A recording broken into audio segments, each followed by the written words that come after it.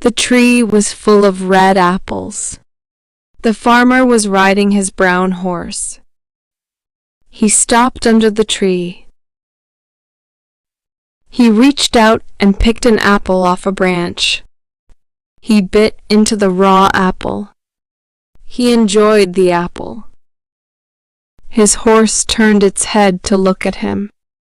The farmer picked another apple off the tree. He gave it to the horse. The horse ate the raw apple. The horse enjoyed the apple. The farmer put a dozen apples into a bag. He rode the horse back home. He put the horse in the barn. He walked into his house. The cat rubbed up against his leg. He gave the cat a bowl of warm milk. He sat down on the sofa. He opened a book to read. His wife came home.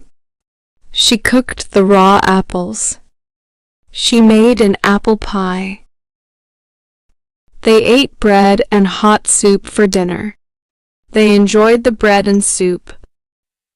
They had hot apple pie for dessert.